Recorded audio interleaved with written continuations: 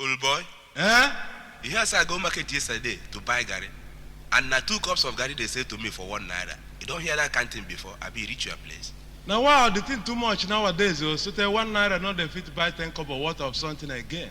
Now be say man go die for hunger now. Sure, I said the thing don't fire people so take cross river Niger reach my town a lot. Now 1.5 cost for 1 naira back by which bag. Me self when they chop akpo papa, you know they market again. No. Apple na big man food now. If you see Papa Bomboy, don't dry like stick because of children went there for house. No wow. Good money for feeding them. No wow. Every day man go they born like cockroach. You see? Then what do we go do now make all this problem end? Well, there's nothing we have to do than make everybody put her for bush. We begin farm. I think that the Everybody thing. chop belly food. I think that the thing. I bet. There is no justification for the hunger in the land. And people that are angry, I want to agree that they have a good cause to be angry.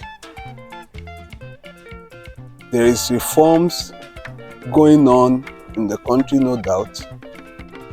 But again, like I said earlier, there is no justification why food should be out of the reach of the common man.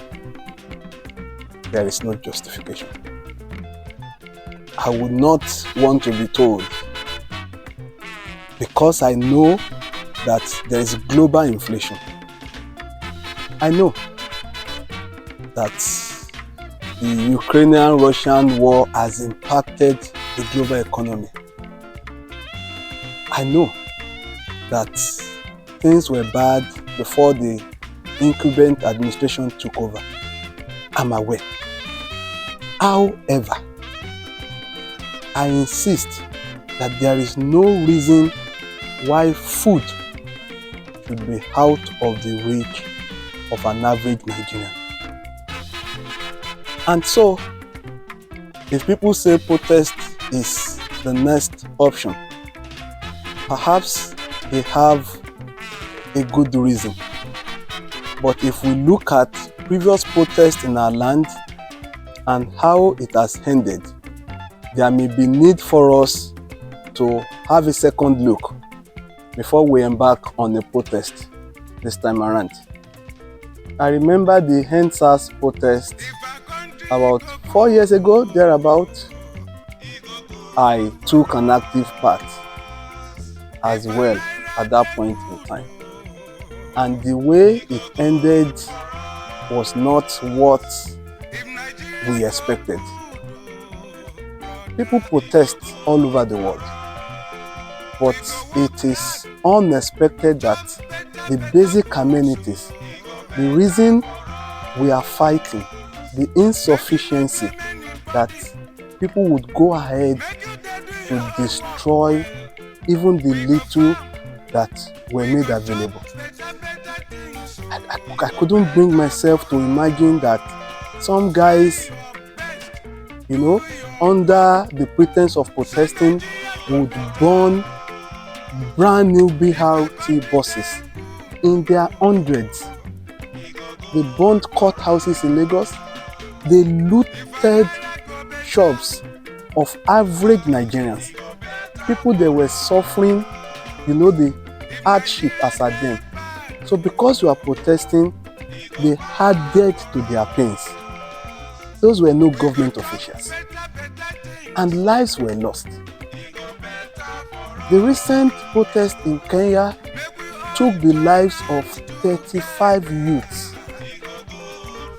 Yes, government danced to their tune, but there are 35 mothers that would never be consoled for the rest of their lives, just because some protests happen. May we not experience the loss of a child in our land. I would not subscribe that people march on the street this time around. There had been ways of engaging this particular government and have yielded results. If you don't mind, I will just mention a few. There was a time that there was a policy on bank deposits and withdrawal that, once you make deposit, there is a particular amount you would be charged. Once you make withdrawal, there is a particular amount you will be charged, aside the regular COT that has been on. People fought it without gathering on the street. People raised their voices, and the government backed down on that. There had been some corrupt government officials, and people, raised issues as touching them. The government backed down. There was a time that, people were talking about the presidential entourage, the rate with which, they travel out of the country with so many people. The president came out to cut it. At some point, he said, maybe for some period of 3 months, there was a ban on traveling out of the country. People didn't have to gather and put their lives at risk. There was the high electricity bill that was to come. People spoke about it, and government yielded. I want to believe if we engage constructively, I will not, deny an average Nigerian the right to speak to the obvious imbalance in the politics. I will not deny an average Nigerian the right to speak out, the Sorosoke generation, but we must do it constructively in such a way that, we do not put our lives on the line just because we are hungry. I believe we should keep engaging. Like I mentioned, I was at the Lekki, EndSARS protest then. And one of the things I spoke about years back is, why do we need a bicameral legislation? Okay, so we are live at the second Lekki toll gate, doing our bid for our nation.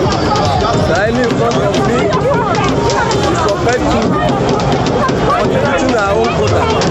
We are making it real. We are saying end bicameral legislation. Now, Nigeria does not have the resources to maintain the House of Senate and the House of Reps. And we are saying, as we end SARS, let's end bad governance, let's end corruption, let's end impunity. In Nigeria, for instance, why do we have a House of Senate and a House of Reps? What are those guys doing there? Except to be buying vehicles of 160 million naira in a time they are telling an average man to bear with them. These guys live in touchy opulence. They don't care, they don't bother. And so I think as we engage, let's talk about the leakages.